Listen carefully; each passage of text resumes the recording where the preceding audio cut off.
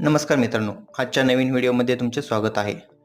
जर तुम्ही एखाद्याला पैसे ट्रान्सफर करत आहात आणि चुकून जर ते दुसऱ्या अकाउंटला गेले तर तुम्ही काय कराल? त्यासाठी गव्हर्नमेंट ऑफ इंडियाने एक नवीन वेबसाईट लॉन्च केली आहे. त्या वेबसाईटचं नाव आहे npci.org.in म्हणजेच national payment corporation of India. जसं की तुम्ही स्क्रीनवर बघू शकता NPCIचं होम पेज.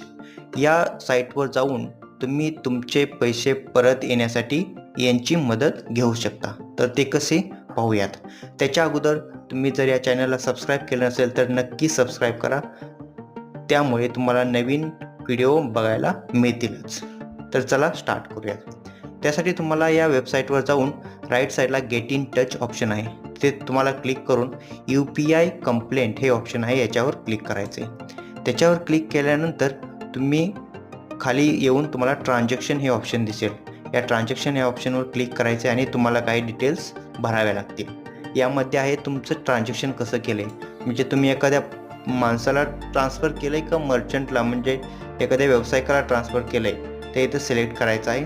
त्याच्यानंतर तुमचा इश्यू काय आहे, तुमचं अमाऊंट डेबिट झाली पण ज्या माणसाला पाठवलं त्याच्याकडे क्रेडिट झालं नाही किंवा फ्रॉड ट्रान्झॅक्शन झालेलं आहे किंवा ट्रान्झॅक्शन पेंडिंग आहे किंवा इनकरेक्टली ट्रान्सफर केलं आहे दुसऱ्या अकाउंटमध्ये, जो काही इश्यू असेल तो आपण इथे सिलेक्ट करायचा आहे.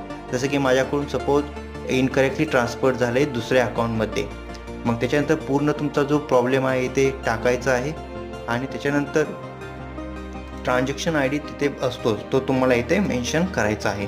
त्यानंतर कोणत्या बँकेतून कट झाले इथे बँके सिलेक्ट करायची आहे आणि UPI ID ही इथे मेन्शन करायचा आहे. त्याच्यानंतर किती अमाऊंटचा प्रॉब्लेम आहे तो इथे टाकायचा आहे.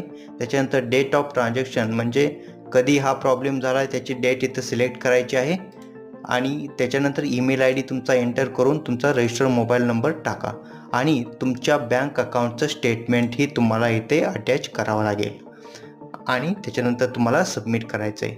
सबमिट केल्यानंतर तुमची एक रिक्वेस्ट जनरेट होईल आणि फर्दर प्रोसेस ही NPCI चेक करेल आणि तुम्हाला तुमचे पैसे परत मिळवून देण्यासाठी याचा उपयोग होईल. परंतु लक्षात ठेवा, तुम्हाला ही प्रोसेस तुमचे ट्रान्झॅक्शन झाल्यानंतर 24 आवर्समध्येच करायची आहे, तेव्हाच या साईटची मदत होऊ शकते. तर मित्रांनो, अशा प्रकारे NPCI या साईटचा उपयोग आपण आपले पैसे ट्रान्सफर झाले असतील दुसऱ्या अकाउंटमध्ये चुकीने तर ते परत मिळवण्यासाठी उपयोगी ठरू शकते. तर अशा प्रकारे नवीन व्हिडिओ पाहण्यासाठी आपल्या YouTube चॅनल लाईक आणि सबस्क्राईब